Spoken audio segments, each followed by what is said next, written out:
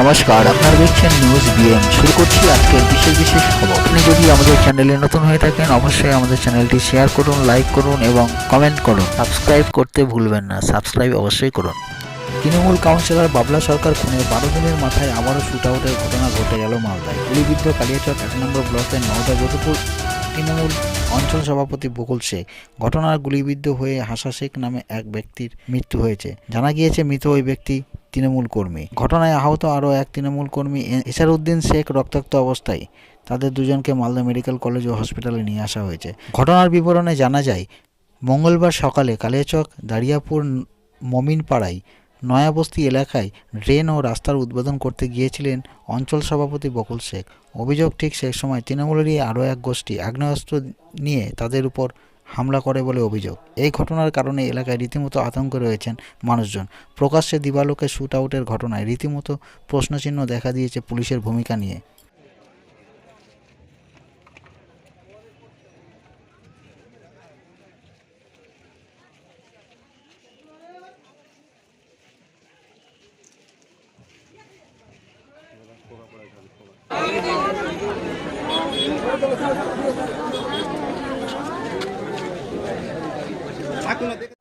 ওটা পড়া আছে, ছেলেটার নাম নাকি হাসু। হ্যাঁ, এটা এই পার্টি অফিসের তৃণমূল পার্টি করে, পার্টির সাথে ভালো মিটিং মিছিলে যায় আর ওই চা টা লেনে দেয়। আমি এটা দেখেছি। ওকে বাড়ি কোথায় জানেন? বাড়িটা সুন্দরপুর। কিভাবে হলো কিছু এটা বলতে পারছি না, আমি বাইরে থেকে শুনলাম যে এরকম বকুলরা এরা এখানে কাজের উদ্বোধন করতে এসেছিল, তার মধ্যে এরা জাকিরের দল পাল্লা ইসা নাকি মারপিট শুরু করেছে, এটাই শুনলাম। ঠিক। তারপরে দেখি যে একটা মারা গেছে, হাসু বলে না। এটাই। আপনার নাম? হ্যাঁ, আপনার নাম? আমার নাম মোহাম্মদ জুদ্দিন শেখ।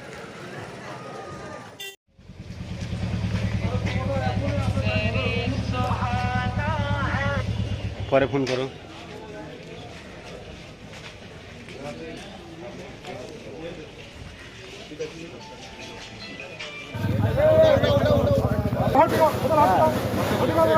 বলছে তো অভি তো বললো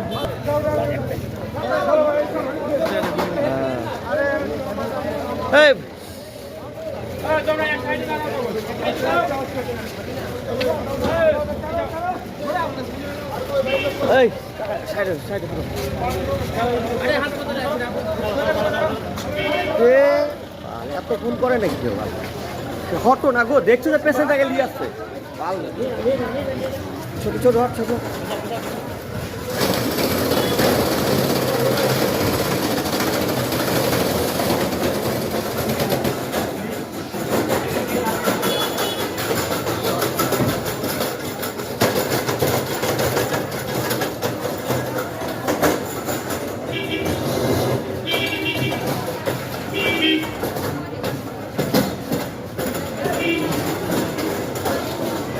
বসো বসো বসো।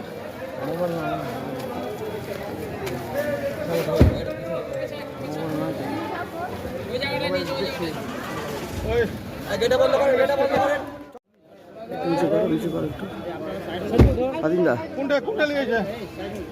একটা ট্রলি চাই, ট্রলিটা নিয়ে দেবে। একটা ট্রলি একটু হাঁটা তাড়াতাড়ি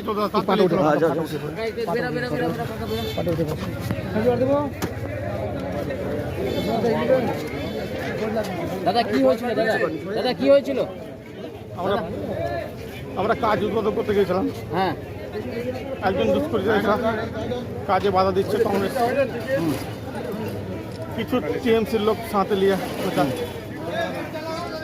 কিছু লোক এইসা ওখানে জাকিরের দল পর জাকিরের ছেলে জাকির, নাসিমুল, 5-6 জন, ওরা অনেকটি ছিল। 5-6 জনকে চিনতে পারি। ওদের হাতে বন্দুক ছিল? বন্দুক ছিল, লাঠি ছিল, হাসপা ছিল, বন্দুক ছিল।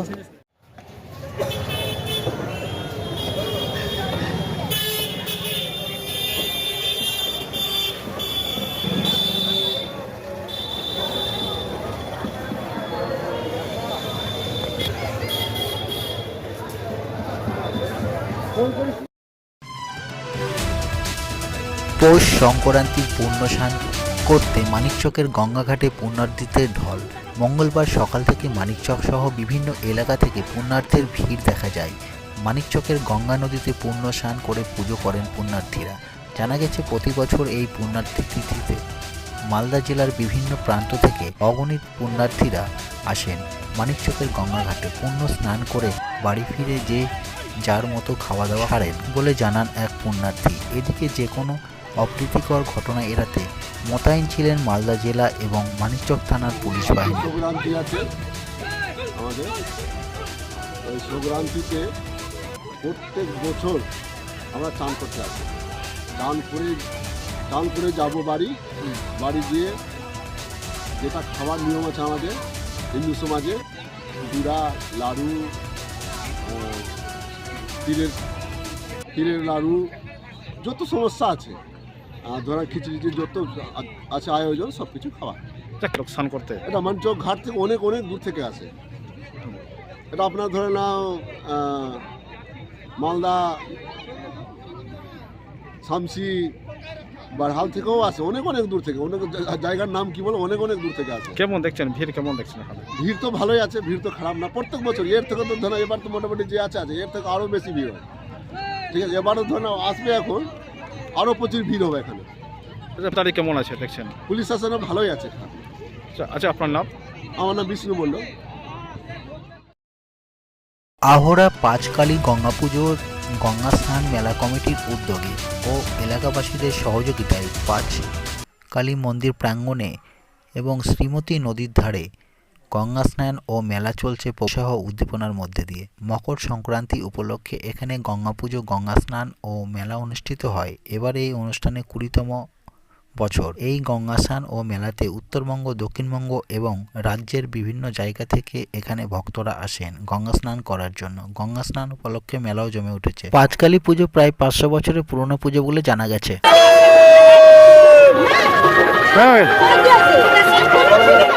আমাদের এই পাঁচকালী গঙ্গা স্নান,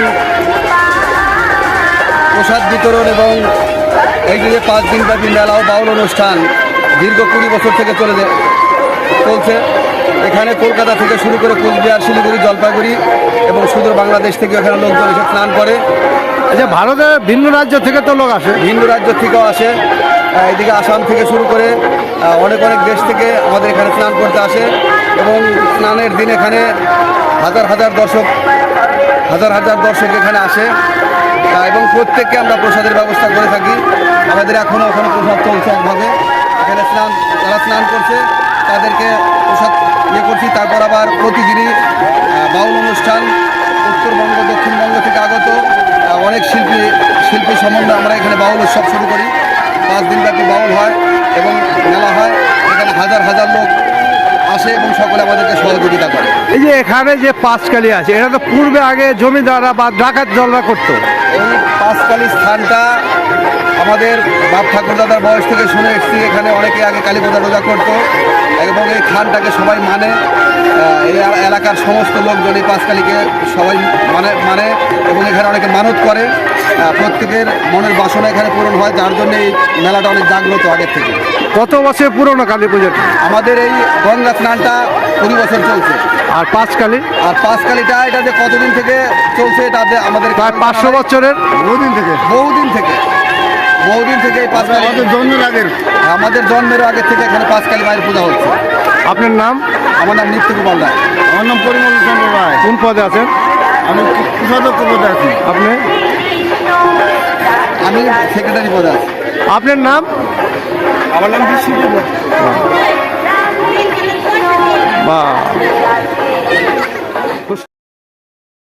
পৌষ সংক্রান্তি উপলক্ষে চলছে পিঠা বানানোর সরঞ্জাম কেনাবেচা।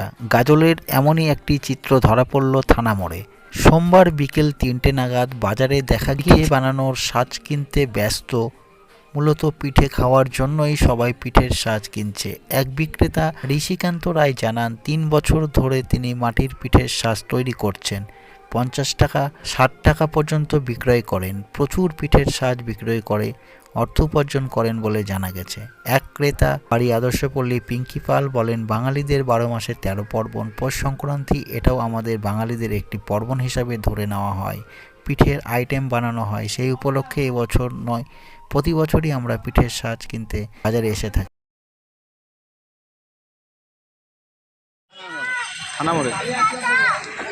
ছটায় 7টার সাজ আছে, 4টে সাজ আছে, 5টার সাজ আছে। হ্যাঁ, 50 টাকা 60 টাকা। কত করে বিক্রি করছেন? 4টের সাজ বেশি লেগে 50 টাকা, 7টার সাজ 60 টাকা। রয়েছে বেঁচে কেনা মোটামুটি ভালোই। সংক্রান্তি কুসনেই সব পিঠে টিঠে খাবে আগামীতে সংক্রান্তি সোমবারে, সেই উপলক্ষে বেচা কিনা কেমন রয়েছে? বেচা কেনা হচ্ছে টুকটাক, খারাপ না, ভালোই। এই পর্যন্ত কতগুলো বিক্রি করলেন? 400-500 পিস তো বেশি ইনশাল্লাহ। বলছে আপনার নাম? আমার নাম নিশিকান্ত দাস। তো সংক্রান্তি বলে এটাতে পিঠা বানাবো। হ্যাঁ, এটা কি? হ্যাঁ হ্যাঁ, প্রতি বছরই নিই। ওইটা হলো সাতখোলা। সাতখোলা কত নিল দাম? 50 টাকা। 60 টাকা বলেছে, 50 টাকা দিয়ে নিই। বন্ধ আর হলো সাদা পিঠা, সাতখোলা পিঠা, পাটি সাপটা, পায়েস, চিনি পিঠা। প্রতি বছরই বলছি কোথা থেকে আসেন আপনি? আমরা গাজর আদর্শ করি। নাম? পিঙ্কি পাল। কোথায় কিনতে আসছেন এগুলো? থানামোড়। নিলেন? নিলাম। আচ্ছা।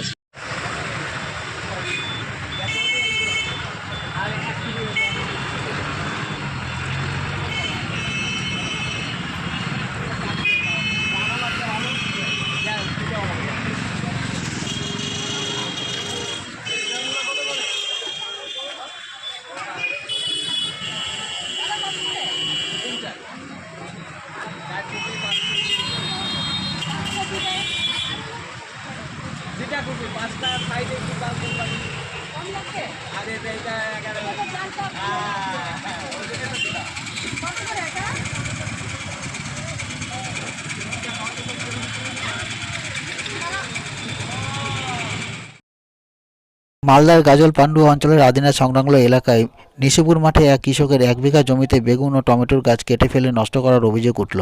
মঙ্গলবার সকাল 10টা নাগাদ এ নিয়ে এলাকায় ব্যাপক চাঞ্চল্য ছড়ায়।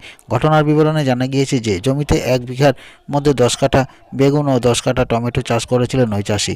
সেগুলি কেউ বা কারা নষ্ট করে দেয়। ক্ষতিগ্রস্ত ওই কৃষক জানিয়েছে আনুমানিক 1 লক্ষেরও অধিক টাকা ক্ষতি হয়েছে। চাষি অজিত সিংহ বলেন, আমরা গরিব মানুষের জমি ভাড়া নিয়ে টাকা ঋণ নিয়ে খুব কষ্ট করে চাষাবাস করে সংসার চালায়। কেউ শত্রুতা করে এমনই কাজটি করেছে। আমরা গাজল থানায় এসে বেলা 12টা নাগাদ অভিযোগ দায়ের করেছি এবং দোষীদের খুঁজে বের করে শাস্তির দাবি জানিয়েছি পুলিশের কাছে।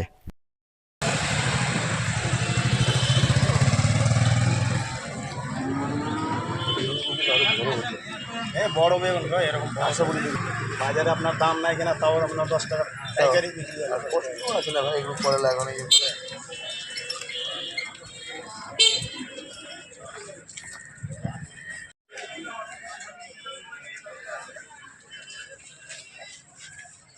ওই দিকে ভাগো না, দিকে যাবে।